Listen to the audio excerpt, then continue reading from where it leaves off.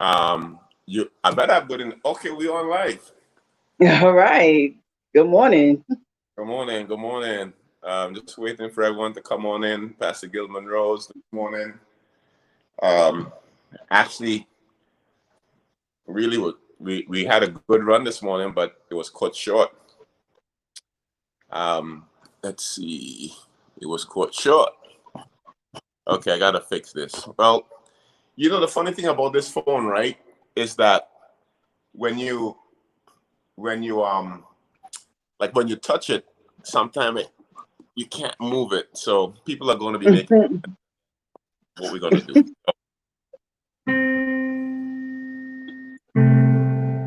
Oops. I can't play. I'm just trying.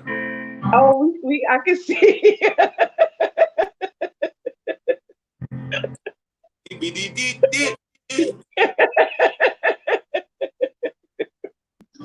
Come on in, everybody. Oh, I should turn it sideways. Okay, hold on. Is this good? You look closer. Okay, sorry about that. Is it better? Yeah, you look closer. All right. Sound good. Sound good? Listen, everything happened for a purpose.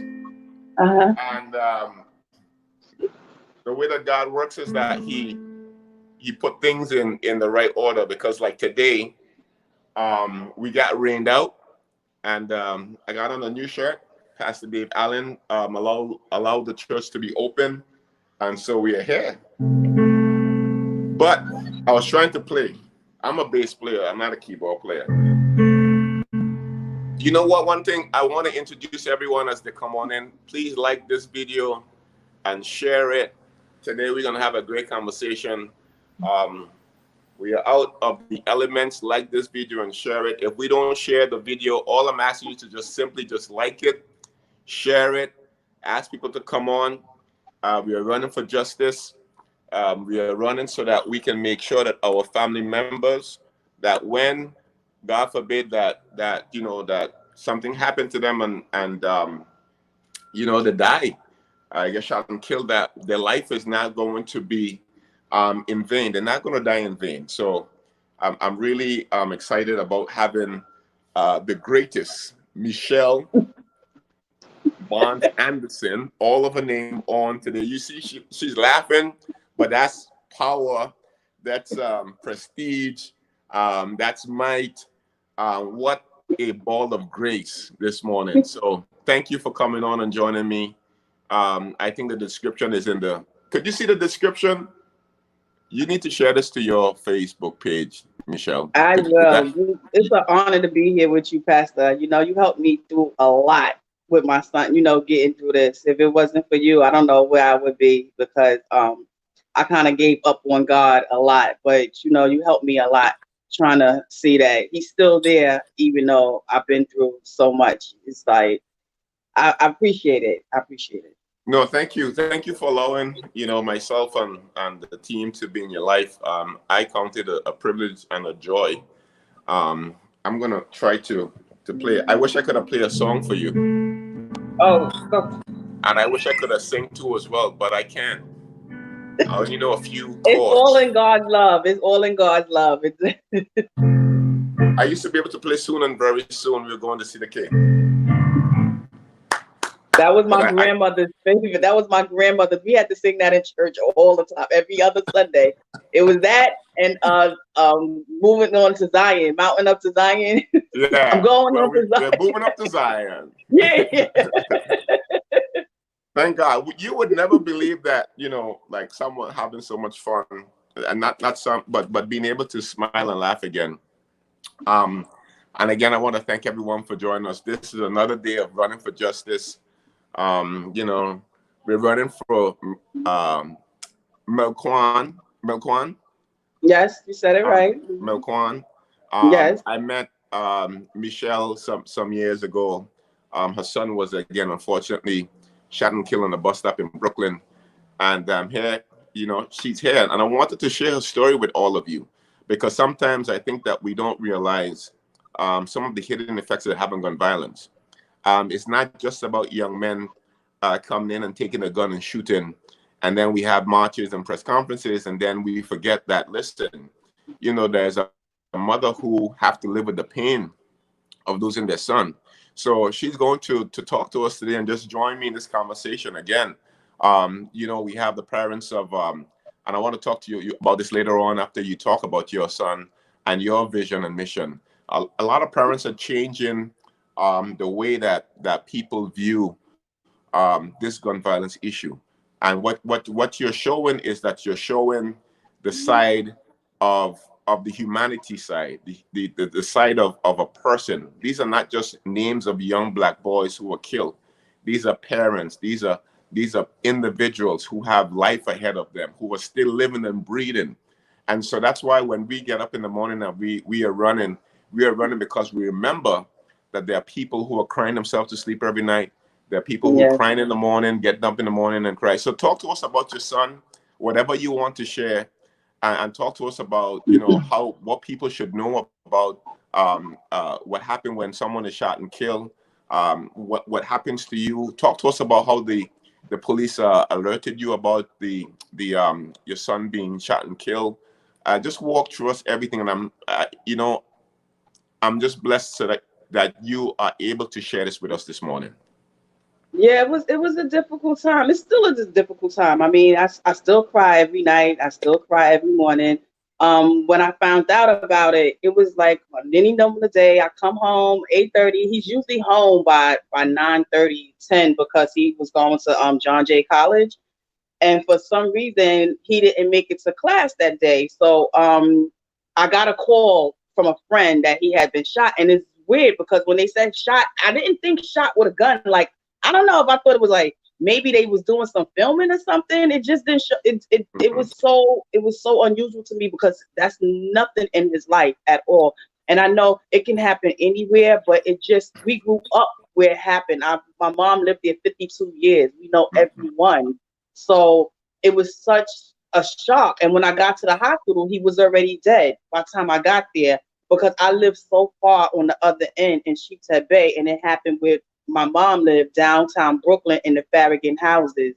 And the first thing the cops is saying to me is like, they're not even saying, well, we understand you're grieving, we're sorry for your son. It's like, do you know if he was in any gang or anything like that? And I feel when you lose someone, you're gonna get your answers. You can talk to people in the street, you can talk to other people, but as a parent, as a family, let them grieve for that moment. It's not a time for you to start questioning, are they gang related? Because even if they're gang related, a person lost their child. It doesn't matter if they was in the gang. It matters that this is a human being, that someone took their life regardless, because no parent is raising a child up to be in a gang or raising them up to be a murderer. And the first thing I was saying was like, who could have done this? Whose heart could have been so cold to take his life that they don't even know? It wasn't even somebody who he was friends with or he was enemies with. It was just a 21-year-old with a 1-year-old son. And I was like, oh my God, I would like to be his mother because I want to know how she feels You would about. like to meet the mother of. I wanted to meet the mother of the young man who killed my son because he was 21. And I was trying to figure out what could be so hard in his heart that he could take somebody's life that he didn't have any problems with. And I found out that the mother didn't want to be bothered with her children. She left her children with an ex-boyfriend that wasn't their father when they was a little younger Could for you another man. stop right there? I just want this to sink in and marinate into our minds. So your son was shot Yes. um, by another young black boy, and Hmm. you wanted to meet the mother, not to scream at her, not to blame her, but you wanted to just understand how this young man was raised who killed your son so you could support this mother. I needed to, yeah, in a sense, in a way, because I felt like nobody is raising their child to be a murderer. Right. Nobody.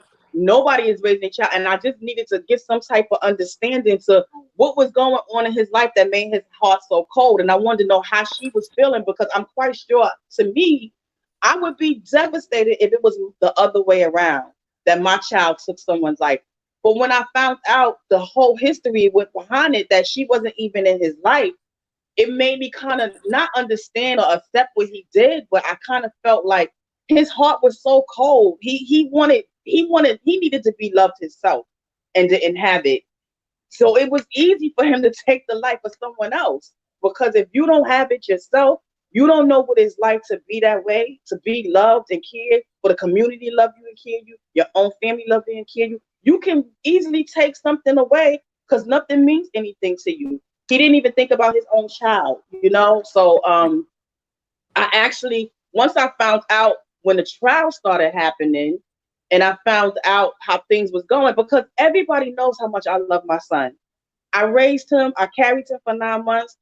I fought every way to make sure he got every education he can receive. I made sure that he was loved, made sure that his friends was loved. If they needed something and they were going through things, I was the one. My son would say, "Mom, could they come stay there? They're having problems at home." I would call the parents, try to, see what's going on and get things better with the kids. It was we had a great connection, and I love my son, and everybody know that. So it wasn't about, oh, I feel so bad. What could have happened? What could I did right? What did I do wrong? Nobody has a playbook of how to be a parent. You just Mm-hmm. you learning as you go with every child. And Right. I have a close knit family, so I kind of was saying to my parents, I couldn't go to the trial, so I said, "Well, how's it going? Is they giving him a fair trial?" And my mom used to say, "Well, he's sitting in there so cold, and he doesn't care. He murdered him." And I'm like, "Well, is anybody in court with him?" And she's like, "No, his mother told the DA that they could keep him. Nobody wants him." And I'm like, "Mom, do you see what you're saying? He's Mm. in there for murder and nobody is even trying to stand with him. If it was my son, I would be saying, you know what you did? You need to face it. Take a deal or something because you have to do time, but I'm your mom and I'm here." He didn't have it. So I was like, you know what? If the judge could give him not life, 20 years is good. 20 years is a long time. You're going to be 43, 44 when you get out. Your child is going to be 24. I think that 23, 24 to save his child, my child, my grandchild, we got to step in some kind of way and stop the cycle. And I asked, like, I contact you, Pastor Gill. I Mm-hmm. contact the borough president. I contact the public advocate. I contact Lori Cumbo. What prisons are there that have an educational component where he could get a GED, he could get a degree like a associate's or a trade or anything. So when he comes out, he'll be able to support his own child mentally and physically. Because you're going into jail with another 20 years of bad circumstances. I don't I, know if I, you're I gonna have find someone. listen. I have never seen or heard like someone that I know who again is taking um, who's advocating for the son's murderer, because that young man who killed your son had a son, right? Yeah, And you don't want to continue the cycle of gun violence. And you were saying that you told the judge, and I remember when you reached out to me, I didn't realize how important your request was until like after. Like you were saying that to me, and I was like, yeah, try this person, try that person. You were literally trying to put your son murderer in a situation where after 20 years of doing prison time, that he comes out with a skill and he could actually come out and teach his son, who is right, now on the streets of Brooklyn somewhere, that right, because we know for sure that there are fathers and sons who are doing time in jail together right now, coming from right, Brooklyn, like coming from Brooklyn. And the son is saying that, listen, it is my highest honor, my highest joy to be in prison with my father because this is what I saw. This is what we know. But you are saying that we got to break the cycle of gun violence. And one of the ways of breaking the cycle of gun violence is by saying that the person who killed my son, instead of turning him away for life, right, you were saying, give him 20 years, have him to have a skill so that he can save his child, so that his child don't kill another right. son. And then there's another mother telling your story. That is truly amazing. How did you get to that place though? Because all my life I've been trying to teach my son, teach other young men about moving the right way, not taking what you see in the streets and thinking and glorifying it. So I always wanted to save other people, and I did that with my son. I mean, you know, it wasn't easy either. He wasn't a kid that was getting into trouble and stuff, but he did mischievous things here and there, and Right. I'm always fighting for him. I mean, Right. nobody has a perfect child. I don't believe it. I think, you know, we I have to. do. No, just kidding. I think that everybody goes through some issue. It may not be as at a level as other people, but when it's happening to you, it's Right. a level, because I felt like I pushed him and I pushed him to do right. And it's like when he passed, I was thinking like, oh, he didn't come, like he has a daughter. I didn't know he had a daughter till after the baby was born.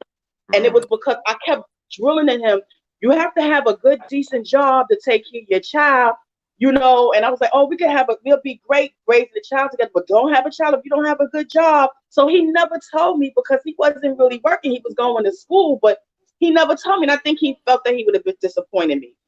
And if I wouldn't have pushed him like that, I think now I say, if I would have said, if you have one, come to me and we'll work it out, but try not to, you know, have a child without having that appointment. And I did it, and I feel like I did it wrong because he died thinking I wouldn't be proud to have a grandbaby. And now I have to raise her without him.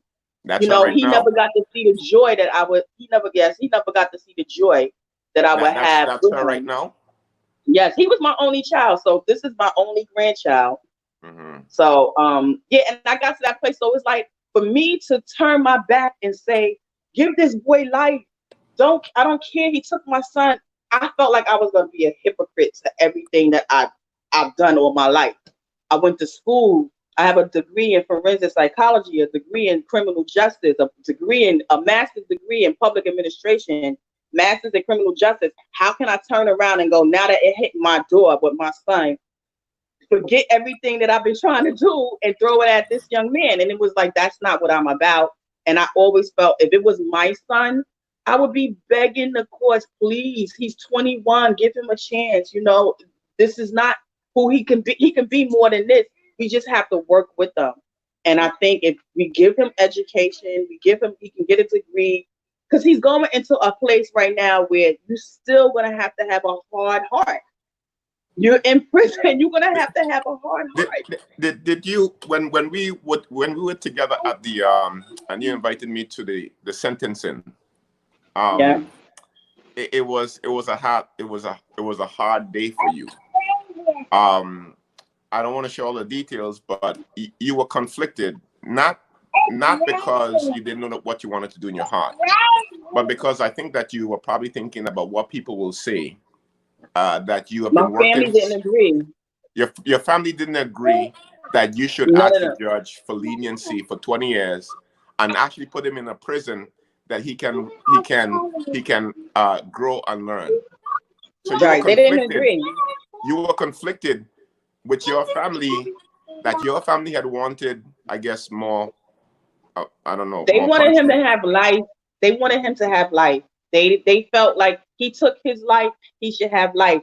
And I mean, as time went on, now my family is kind of understanding what I did, and they kind of see. Like my sister said to me, I didn't think of, because my sister walked out the courtroom when I was given the sentence, my sentencing, what did you call it? I forgot what it's called.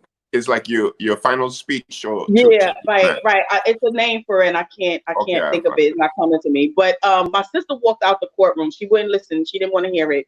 And now she's like, you know, I see the power in what you did, and I didn't look at it as power. I just looked at it as, we got to stop this chain of gun violence, because this man has a 1-year-old, and he's going to be gone. And if he can be in there trying to make something himself, maybe he can talk to his son while he's in there to tell him, what I did was wrong. You need to try to go this way, you know, do right in school. Because if you have a person in prison who's still hard and talking to a son that's out on the street, you're just going to make another hard son, you know? Yes. And I'm trying to, we got to prevent it. We got to prevent it. And that's a cycle that we see. And people ask us over and over again, like like, how do you prevent these violence from happening? And all these reporters, when I'm talking to them, I say, listen, it's just not one thing that happened overnight. It's not just about police reform. It's just not about the police anti-crime unit being disbanded. This is years of all of these activities coming together at the same time. And you said it correctly. You were saying that you want to break the cycle, and that young man, son, who he's now serving 20 years in jail. We want him to say to his son, listen, this is what I did. I want to tell you to don't do this. I want to get an education. Someone in my lowest moment gave me an opportunity to reclaim my life and my heart. And so now that you have this and you go, I want to go back to just something that I want people to have a glimpse in. After your son was killed, how did your life change? Like, what was your daily routine? Because normally when we talk to a mom who have lost the children, we try to make you keep your same routine. If you get up at 6 o'clock as much as possible, to keep your routine so that you don't fall into total despair, hopelessness, depression. Tell us all about, give us a glimpse into your life after that happened. I went to the bottle and medication. I laid on the sofa. I drank every single day of my life. Like, I just could not my whole life consisted of me and my son. It was always just us two. We lived in this house. It was us two. I wake up in the morning, and before I leave out, it's like, good morning, I love you. I give him a kiss, or we say it through the door if he got his door locked. And it's just like, we talk through the day, and for me to wake up and there's just me and air, I couldn't do it. I couldn't handle it. And I drowned myself in a bottle. I was hospitalized 4 different occasions. I tried to commit suicide twice. I actually took a razor blade and tried to shave my face because I was like, nobody's going to know I'm his mother if I don't look like a skeleton like him. It was really bad. I was really bad. And I came around because I started saying, well, I don't want his face on a t-shirt. I don't want people to say, let's put a mural up of him. That's for me. I needed to do something. So I started the scholarship in his name at John Jay College. And then moving from there, we just started evolving and doing more stuff in the community and trying to, stop this cycle and helping someone else. We give out emergency funds at the John Jay College for students who are struggling financially and academically, because he had a 3.5. But when I was in college having a son, I struggled a lot. And sometimes my grades went below average and below 2.0. So I felt like if you have issues sometime in college, and sometimes it's because of money. So we did it for 2.0 and under, people who are struggling in school. So that's what the emergency fund is for. And we actually had students being able to take it and was able to remain in college because of that. So that's how I started building myself up. And I still struggle. Like, I was just in the hospital in February for a whole month because his birthday is October, the holidays in November, the holidays December. It's the new year, and February is my birthday. And the whole time I couldn't get through. It was like, if I'm not doing something for him, I start to, when I say doing something for him, it's like giving back in his name as a community. If I'm not doing that, I feel like I'm not being a good mother. And I know that's not true, but it's just that it weighs on me when holidays come around. So I fell back into a depression. But since I came home, I've been doing so great. Like, I haven't had any bad moments, and I have the baby all the time, and it's like, when it first happened and she was born, I couldn't really, I don't know. It's like, I know I loved her, but I was feeling like I'm not showing it because I wanted to be with him. And I was like, I don't feel like I love her like I'm supposed to love her. And I think she kind of carried it because she was so close to my siblings and my mom, and I didn't have that connection. But now we have such a great connection. We always arguing. I'm arguing with a 2-year-old. It reminds you of your son for sure. Yes. She acts just like him. But it was like, you know, I had to save a face for when you walk out the street. But when I closed the door, I was just downing vodka, taking pills. It was bad. It was bad. My mom and them were so scared. They would not leave me alone. And it's like, I'm not answering my door, my phone, don't come over here. So they would have to take me to their house, but now I can be alone. They don't even call me like every day to check in on me. I'm doing much better. Right. They know that you're growing and they know that you're powerful. Yeah, I'm at the next level. I don't have to get called every day. Yes, that's true. So there is some. We're gonna talk about what you're doing now with the Melquain Foundation, but there's some moms and family members who are listening, especially. You know that there is two cases that we were dealing with. One was the Robert McLeod, who was in his 20s and he gets shot in Lincoln Terrace Park about 3 weeks ago. His mom called me and she said, like, she just didn't know what to do. She could not see her son because of COVID-19, could not identify her son. She literally told me that she had 10 minutes to view her son because of some ruling or something like that in New Jersey. And she was just having a difficult time not being to properly mourn her son death, see her son Right. at least in the closing moments of the final time that he was here on earth. And then that's an extra level. That's an extra level of a place where grief. you can't go. Right. I mean, it's like you grieving already, but now you're saying that I can't even spend not even some time with my child because of COVID. You think we care about COVID-19 at that moment when we lost our child? You should still give the person some time. I mean, because I think so. I mean, you to say, oh, it's COVID-19, so you know you may infect them. When you're telling me if I get it, I have to quarantine anyway, so it doesn't matter if I get it when I'm trying to be with my child that's deceased. So that's so insensitive to tell a person that they can't be with their child who was murdered because it's COVID-19. You putting an extra level of stress and grief on a person that can't even give a proper there's no proper goodbye, but not even spend time with their child. That is so tough. And so we have been working with the family and the mom, and then you know the 14-year-old Aaron Ashby, who was killed you know, in my hometown on St. Thomas, and you know, supporting that family too as well. And that mom is still looking for answers, trying to figure out how her son was killed. What happens to a parent and what you're going through when you don't know, like, just the basic details of how your loved one died? Well, I wouldn't. I mean, I know how my son, but at first I didn't know everything. Like my son was shot. The boy shot my son in the back. And then he went over and stood and shot him 5 more times and hit him 4 times in the stomach and the chest afterwards.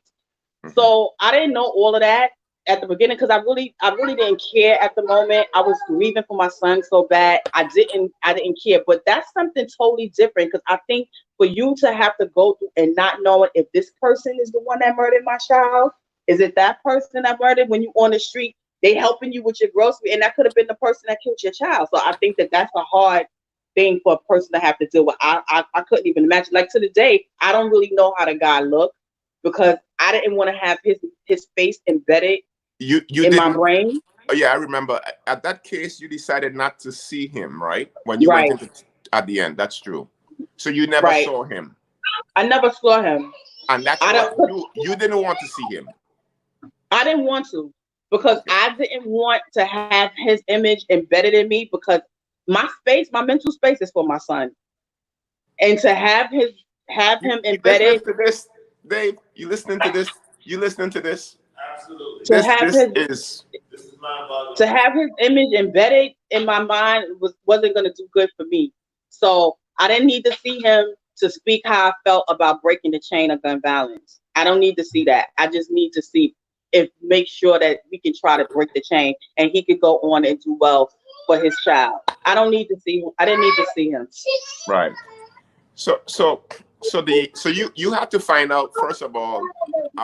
You wanted to find out first of all, as hard as it was, how your son died, and then after you figured that out, then you moved to why he died. Do you know the Right. why as to why this young man The went up to your son, shot him in the back, stood over him, and then shot him 5 more times?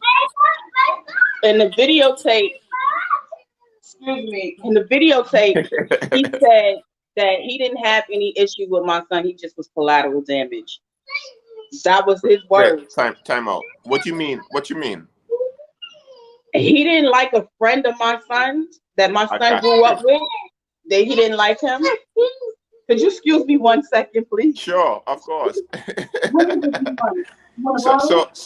I don't think, I wonder if you're hearing what Michelle is saying. She's saying that her son, because he was friend with someone else, this young man who decided to come after her son, shot and kill her son just because he had a beef or he didn't like his friend. And a lot of times that is what is happening. A lot of times is that, you know, these young men, they kill one another that they don't even know. They don't even know why. They probably don't like one another. And to hear this, right, it breaks your heart to see that this mother's going through all of this grief. People are going through grief.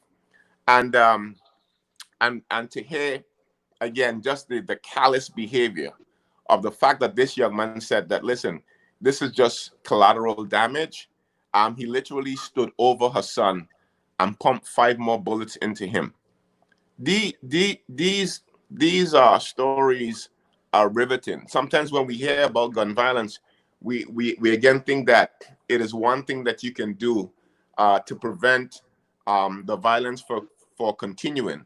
No, it's multiple different things we have to get done. No one is giving Michelle credit for saying that, listen, I want this young man who killed my son, who stood over him, didn't know him, just his friend, shot him in the back of the head, and then stood over him and shot him 5 more times to make sure that he's dead.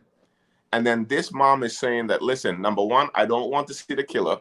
Number two, I'm going to testify at the end to tell the judge, don't give him life sentence, give him 20 years, put him into a prison that have supportive systems so that he can get a degree, because he has a son, and we don't want that son to end up to be a killer. These are all things, brothers and sisters, that we are saying in our communities that we don't understand the pain and the burden. And I think that mothers like this should have this support, community support. And that is why 7 or 8 years ago, in the basement of my church in East Flatbush, I had 7 mothers meeting with the late District Attorney Charles Hines, to say to them that after someone is shot and killed, you can't treat the parents as if they are the cause, who is doing everything right, as they are the cause of their child demise. We can't criminalize Black mothers and Black fathers because the son or the daughter was killed on the street, shot down like a dog, like they don't have a upbringing. This mom just told you she lived in a house with her son. The son was in college at John Jay with a 3.5 GPA. So the narrative that we are hearing, sometimes because a young person, a 14-year-old young boy who's going to work with his cousin, regardless of what you think happened within the family circumstance, no one deserved to die. No one deserved to be shot and killed, and to be treated as though that person's life doesn't matter. I want to tell you that all Black lives matters. Whether you think that is Joy Floyd, Breonna Taylor, Jotham Brown, Botham Jean, you can name it all. You can see that the pain that these parents are going through, the families going through, their life is totally a change forever. So, Michelle, you're back. How was the Yeah, grandbaby? she's good. She's good. I had to put a show on for her. I know I got you up this early Friday morning. It's okay. I Switch the just wanted camera to so I can say, see your face a little bit. Just I switch just, it just I a just, little want, bit more. The other I direction. just want, All right. Cool. I just wanted to say that, for me, I felt like you can't love somebody with your whole heart and hate another. it takes away your mental space from the person that you love, and it takes away from you having any type of I don't know how to say, like, any vision for anything positive. So I had to free that up. Like, I did, I have to not, I don't think about the young man anymore. I did what I did. I hope that things work out, because someone said, well, he may come out and kill again. And I feel like, well, you know what? In 20 years, if he don't make any type of change, he's not going to last that long. It's going to Hmm. be a different world in 20 years from now. But I can't say, well, you know what, he may come out and kill again. He's 21. It wasn't like he was this 40-year-old or this 50-year-old man that took another life. He's a kid himself. And like what's going on now, the young man that just got murdered in the street. When I heard the names with his daughter, when I heard the ages of the ones that they saying that they caught, I'm like, they're still kids too, 21. Yes, yes. I'm like, oh my 18. God. I was like, you got more kids that you still, I mean, you say technically, oh, they're grown, they're 21, but you still need guidance at that age, 21, 23, 24. I mean, I just cannot. My son was 27. He was murdered 4 days after he turned 27. 4 days after his last post on social media was thank God for another year. And 4 days later, he's dead. It's That, just, I just was like, and my mom is like, well, why do you care so much? You're advocating for this man, and he took your son's life. And I was like, you don't get it, Mom. You don't get it. I cannot do this. And then his child could come up to be like him. right. Somebody gotta step in, because what if his child come up and kill four more people? And if I could have did something to help him, that he could prevent that he could help his son, and that could save four more lives. I'm just saying, that's how I looked at it. My son is gone. There's nothing that's going to bring him back. Yeah. And somebody have to start. And I don't think everybody have to follow my suit. And I don't think that everybody have to Right. feel like, oh, we should do this. It's not, because it's your child and how you feel. And I understand, but this is how I am, and this is how I feel, and this is what I want to do. I think we have to be more than just march and say we need to stop the violence. We have to be able to do something. My thing is about getting some of these young guys that doesn't have a GED, getting them a GED and taking them into the college so they can see what a college look like. Get the college to enroll them, or help them with their FAFSA. These are the things that I'm moving to do, because you got to show them sometimes, like, this is what it could be. This is how it is. Not just Yeah. say, oh, you know what, have this talk with them. You need to turn your life around. But maybe if they was to have a tour of a college, sit in on a class, it'll kind of change their mind and feel like, you know what, Right. yeah, maybe I should go this route. And those are the things that I'm trying to do to fight gun violence via education. I could never be rich. I want to be rich. I'm going to be rich. But when I say I could never be rich, is because I said yesterday, right? A reporter called me and he said, like, who should be helping? And I said, Facebook, Instagram, and Twitter should be in our communities right this moment, pumping money into Yeah. your organization. They could write you a check for $1 million. And I want to tell people again, and I see Sister Ife Charles is on, and she would agree. She's been in the struggle for a long time. Your organizations and our organizations, we don't get that fresh cold cash to do this work, because someone would ask the question, what was your son doing catching the bus at 8:47? He was catching the bus to go either to work or to go home. That does not mean that he was a criminal because he was on the streets of New York and he got shot and killed. So for them to give you money, it seems like the money is coming to someone who was tainted in life, and in their debt, they don't want to validate their life. So Mm. therefore, they're not giving people like yourself that money. And I said to them, okay, how could people find organizations? It's very simple. If you spend any minute, and you get in Brooklyn, and you attend a march, and you ask anyone who was doing anything around gun violence, you could find that individual in one day. I know news reporters find high and low, have investigative reporting, finding criminals hiding out in some Caribbean island and in Africa, scams, they send reporters to Nigeria. You could Send an investigative reporter right now. Pay with your money. And you could find a Michelle Barnes Anderson in our neighborhoods 50 times over.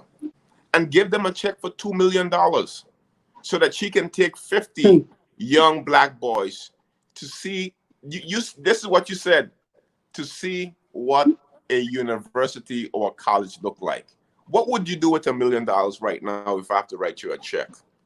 Lord That would Jesus, be I'm claiming that. that would be it.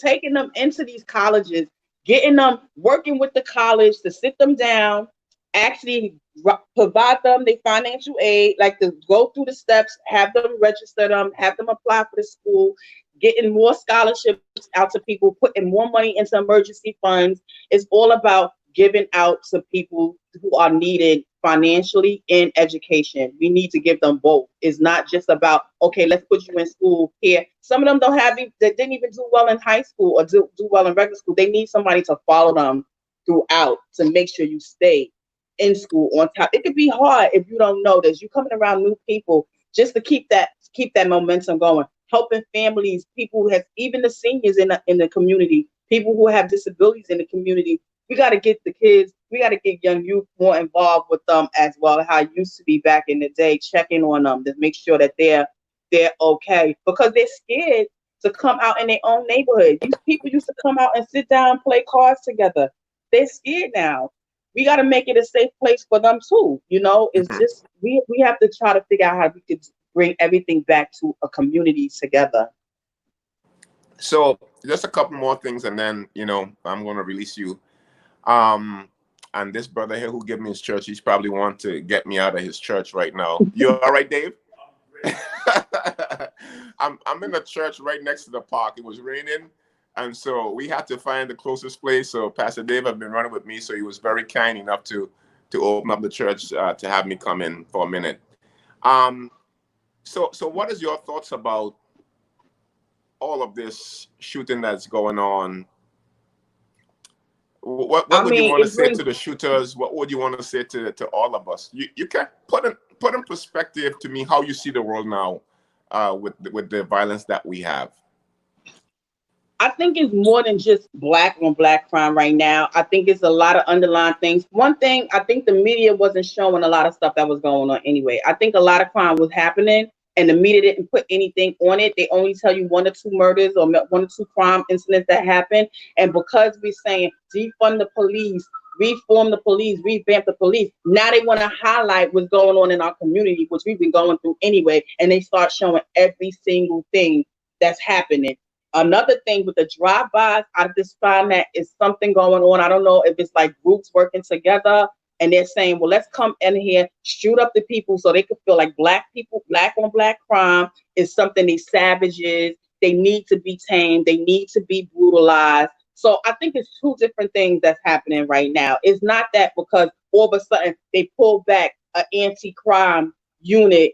Now everybody's saying, well, yeah, it's a free ride. Let's go out there and shoot. I don't think it's that. I think it's something more sinister going on in the community. It's not all of a sudden that everybody want to start shooting and killing up everybody. I don't believe that. We have more good people than we have people out there that's doing these shootings. I don't know what's going on with that, but I would like to see to people to shoot is like, what is it that make you feel like you could take a gun and take somebody else's life and be okay?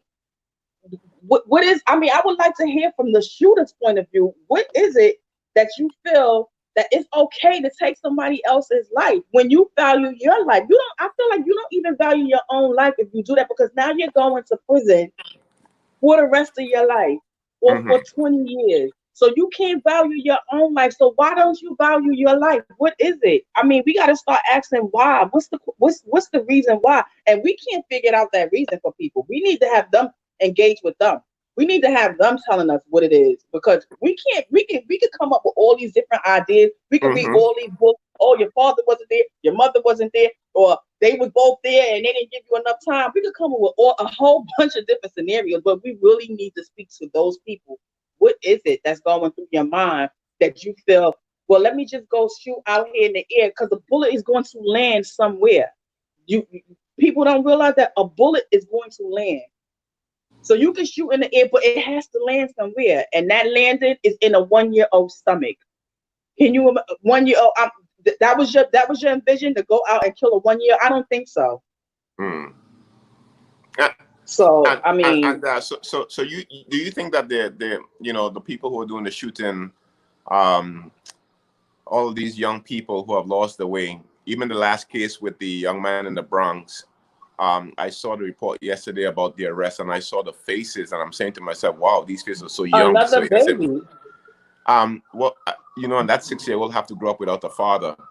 Do you think that those individuals on the street who have the guns, that they're hearing any of this, that they know that we were fighting for reform in our communities? Do you think that they understand what they're doing, or you just think that I it's don't. just I think it's more. I think it's when I'm talking about the drive-bys that they shoot at five or yeah, six yeah, yeah, people at one yeah, time. yeah, yes, I yes, think yes, that yes. is something more sinister. Like I don't know if it's a group of people coming together and Right, saying right, like, let's go out here, pay these people to do this, or you know what, let's go out here and we can see if we can get rival. Because I don't know. I don't know what it is, but I don't think it's people who say, oh, they want to say the cops are not on the streets. They take it. They defunding the cops. They ain't that smart to say, "Oh, the cops is on the. They're not on the streets. Then what? You know what? They're gonna hold back. So let's go start shooting up places." I don't know. I think it's something more organized. right. I think it's something more organized when it comes to the drive-bys. I'm not saying people who just going and shooting people, and and then all of a sudden you don't have no cameras. You're not getting no license from the cars that's doing the shooting, and I don't know. And even the one with the three guys that just got arrested with the man in the street, I think that is something more to the story too. Like they just all rolled. How they know it was three people in the car? Like they just all rolled over as soon as they arrested them coming out the house. I don't know. I don't know. I Right. just think It's a I lot think of the things. I think the drive-bys that's happening every day is more of I don't know, want to say organized issue. And I'm not saying it's the police. I'm not saying that. Right, I don't know who it is. I'm just right. saying I think it's more organized where they're trying to say, let's prove that these people need to be brutalized. And it could and you can pay anybody $10,000 and say just go shoot up the area. I don't know. I don't know. It may I mean I'm a conspiracy theorist if you want to say, but I think it's more than just people saying, all right, they defunding the police. They talking about that this is our avenue, this is our window. We could go out there and just start shooting up people, just shooting up people. I think it's bigger than that. If you spotlight our community and you put all of the stuff that is happening, like I tell them that if you look at the end of the year, when we get to the end of the year, sometimes the crime in our communities are going to be the same level as last year. We don't know. I think that this is the way that we have always been. We have been tracking shootings on Memorial Day weekends, in Chicago, in Brooklyn, when we were making the case that they wanted to cancel Juve, and we had one people or two people who were shot and killed. And I compare that to St. Patrick's Day. I compare that to Memorial Day weekend. We compare that to the 4th of July weekend. Like this is last year in the last 2 years, and we showed that we had 25 and 30 people were shot over the weekend. And I was saying over and over again, you can pull the receipts. The news would not picking it up as Right. much as now. Look at your son. They did show that how callous your son was killed, standing over, being shot five times. They did show all of the moms in our support group who children was killed. If you put all of that collective pain together and you put it up on a picture, you will see the hurt and the pain that mothers feel every single day and what our community goes through. So tell us what you're doing with your organization and how we could support you. But tell us like I know you have something coming up. I saw a flyer. I'm not sure. Yeah. But how could we support you? How could the people reach out to you? How could I see that we have other family members who have lost their children to gun violence on right now. How could you support them, or how they could support you, or how they could connect and collaborate? Of course, they could always Um contact me, but how could you do your thing? well we have a website, the MJA scholarship.org. We have a website there. You Could can someone go and type see could like someone type that in for me, please? www, say slow again. MJA scholarship.org. Could you type that, Um, Dave, maybe? Go ahead. Sorry. we have that. We have that. We on August 8th, what we're doing is it's so much dying from COVID-19 and gun violence. I'm trying to do a day where people can come out It's not something where you have to come and sit and stay because we want to do social distancing. We have masks for people to wear, but we're gonna have wreaths at 2 locations with ribbons, and we're gonna have cards where you can write a person you love and lost name, and write a message to them and staple it to the wreath. And we'll have a mic where you can say something about how you feel about the person that you love, that you lost, sing a song, whatever you would like to do. And at the end, we're going to leave the wreaths planted in the park, Fort Greene Park. That's one area. The other area is down by our office on Washington Street under the Brooklyn Bridge. We'll leave the wreaths there so people could come by and read your notes that you left to your loved one. So it's called Blessings to the Wind. Ooh. And a lot of the things that we're doing now is for COVID-19 as well. So we still do our scholarship. We do it for 2 schools where he graduated with his associate, which is Tompkins College. A lot of people from our community when they go away, they go to Tompkins College. Where is upstate. That? That's upstate Dryden, New York. A lot of people from the Black community go to that college as well. And we doing a scholarship there, an emergency fund there. We do the scholarship and emergency fund at John Jay College where he graduated. And I have an issue with John Jay because I feel like when you are murdered, you should still get a preparatory degree. You're murdered. Right. It's nothing anybody could do with the degree. It's for the person who died. And you have to have 90 credits. I think that's preposterous to say. Well, how much credits your son had? He had 57 credits, and he would have had 12 more credits at the end of that semester because he was passing his courses. And I just feel like... So they didn't give him the credit for the 12 in which he was enrolled when he died. So if that's 57 plus the 12, how much would that bring him to? That's 69. 69 credits away from 90. And I've seen colleges give humanitarian doctorate to people too as well who have no education. Am I correct? You have people get honorary degrees who never attended college, but because they are eyeing the celebrity, you can get an honorary degree. I feel like even not just people murdered with gun violence, but if you die of cancer and you still going to school, you still giving them your money, you still taking out financial aid because you want to do good for your community.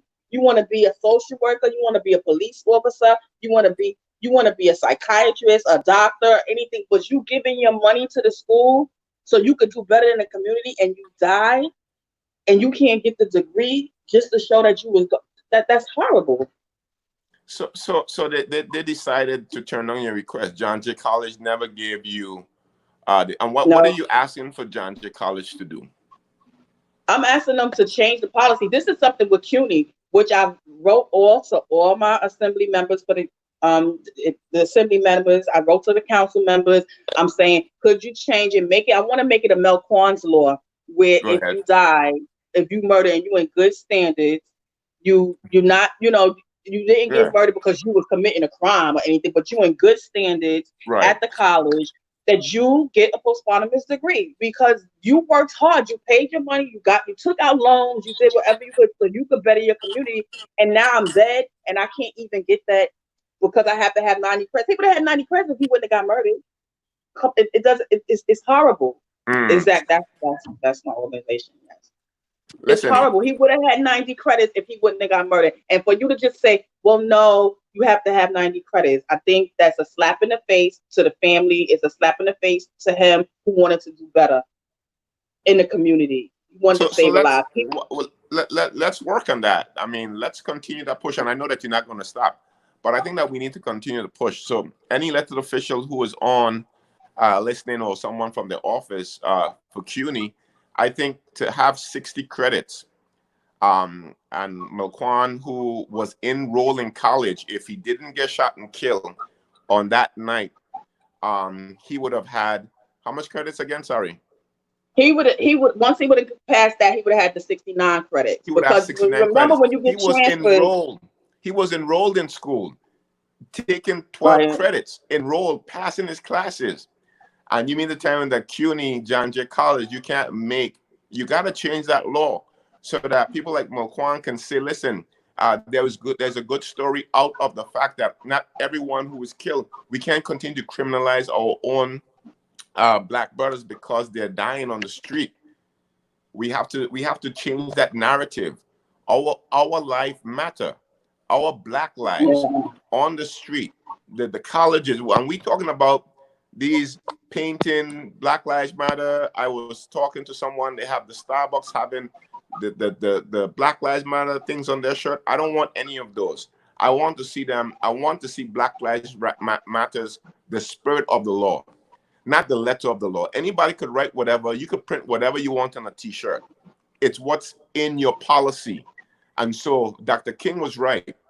A budget is a moral document. And the way Yes. that you know how someone live, you can just look at their bank account. You don't have to even see them.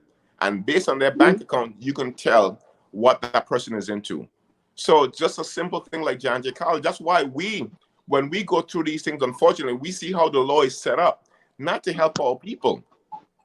The law, all the loopholes are for the rich and for the powerful.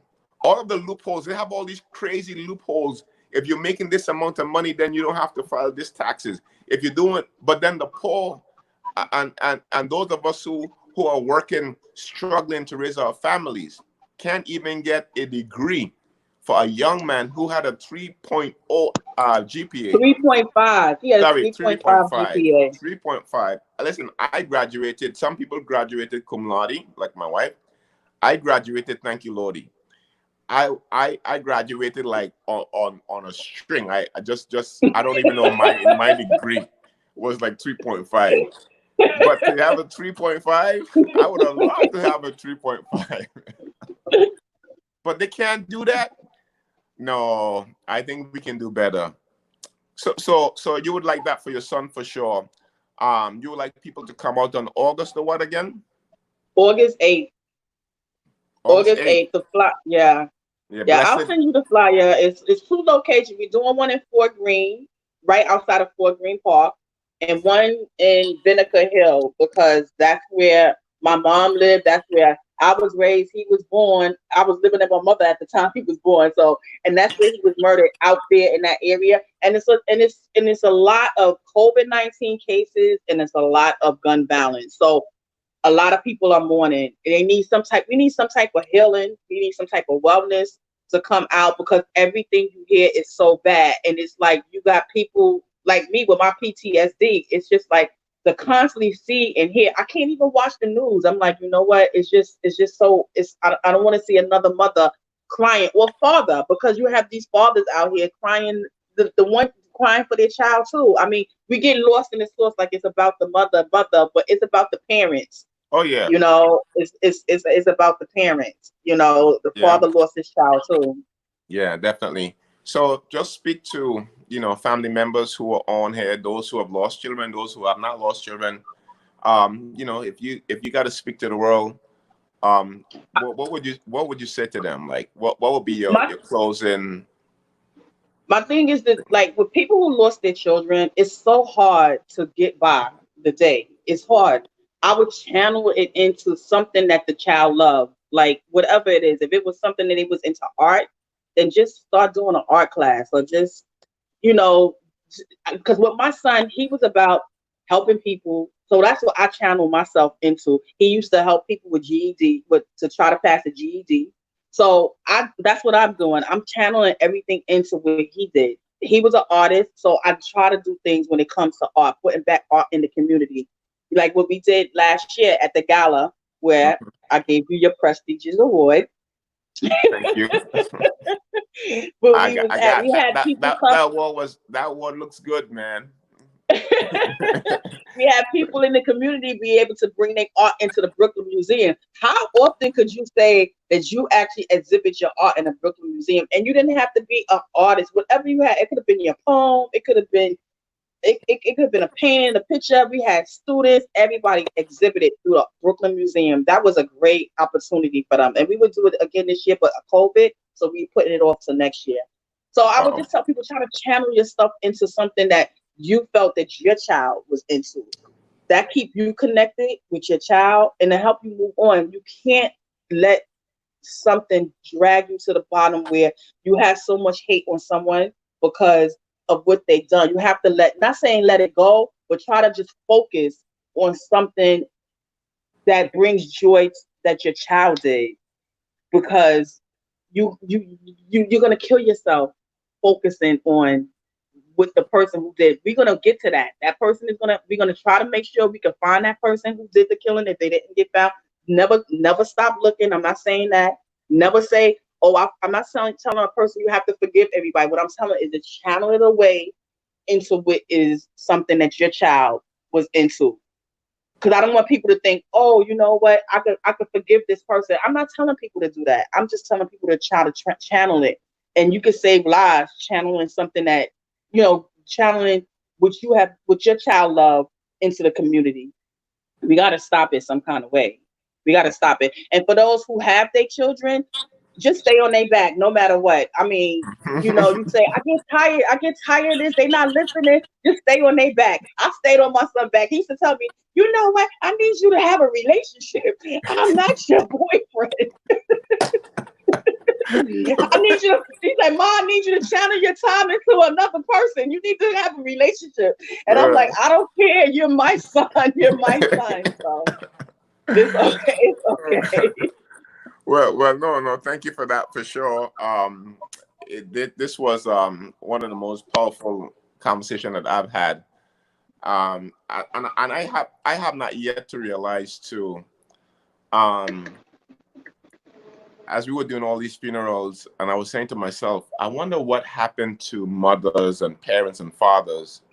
I remember the father of Shamel Mercurius, who was shot in Flatbush Gardens.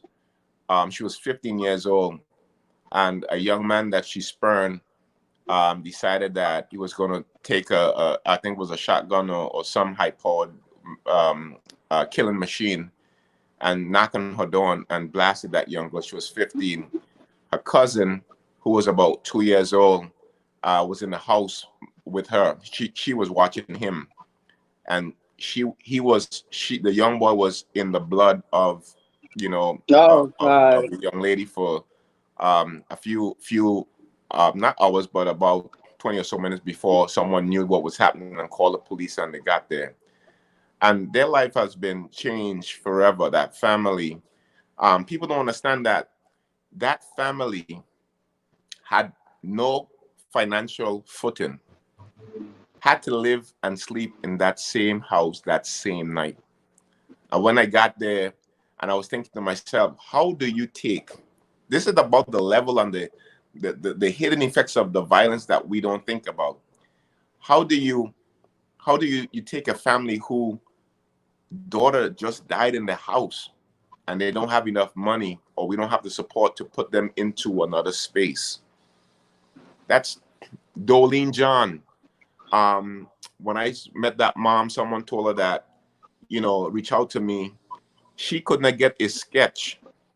She had a witness, and she could not get the detective squad to get a sketch of her killer.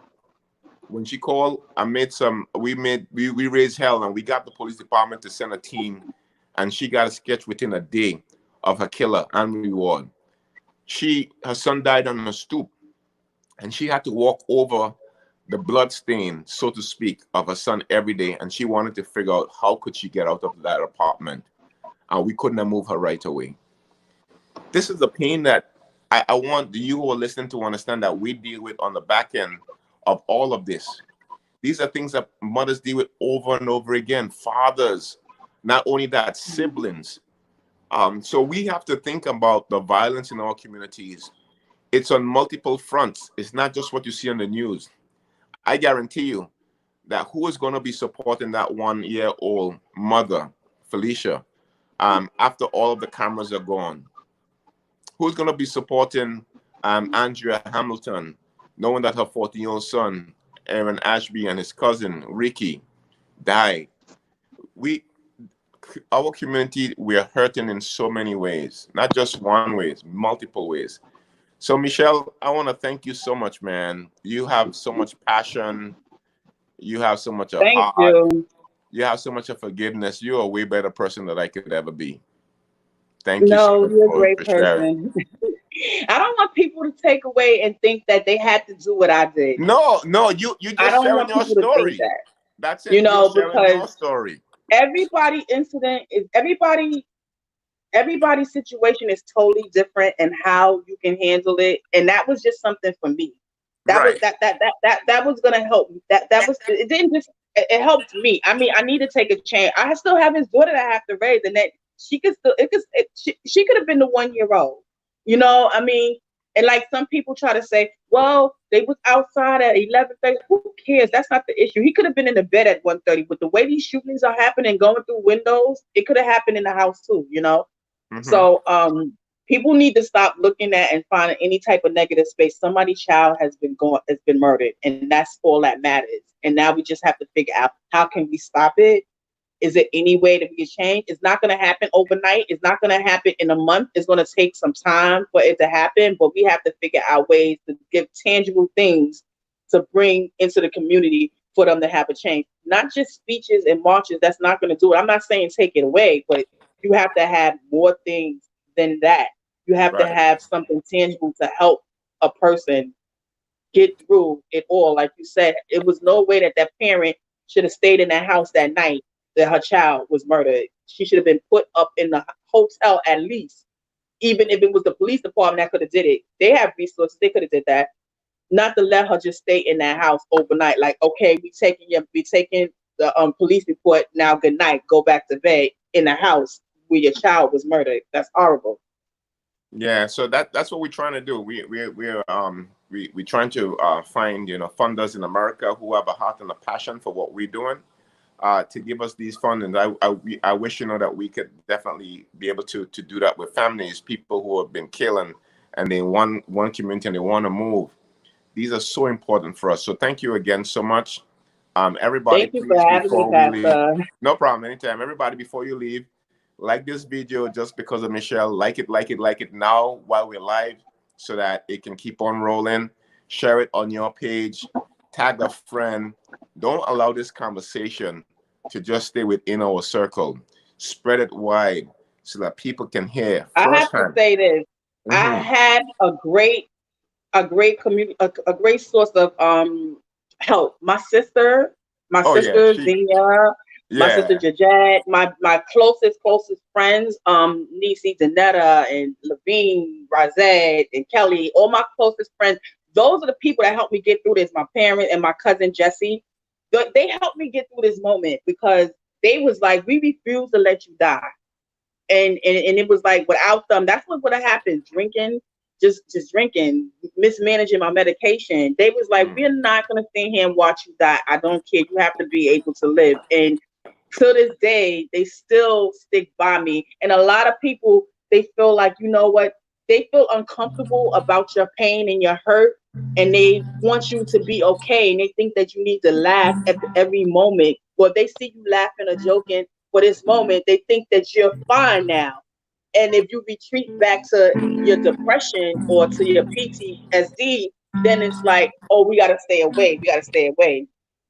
We don't want to be bothered with that person. We lost a child, and the pain is never gonna go away. So I have a solid foundation that helps me get through this, and I still need them. So I just want to say that we gotta try to have somebody who could try to work with you, a foundation, and everybody doesn't have that, and I understand that, and I'm so grateful that I have them helping me get through this, helping me with my organization.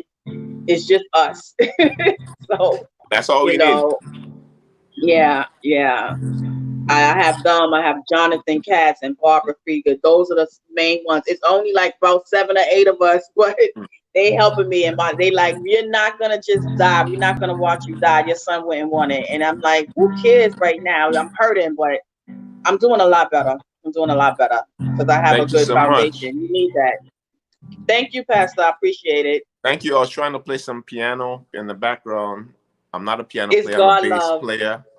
But thank you so much. I really love you. Thank you so much for your support, everything that you do. And everybody else, we're going to see you on Monday, God's willing. Definitely not running tomorrow is my Sabbath. I'm definitely not running on Sunday. That's my personal Sabbath.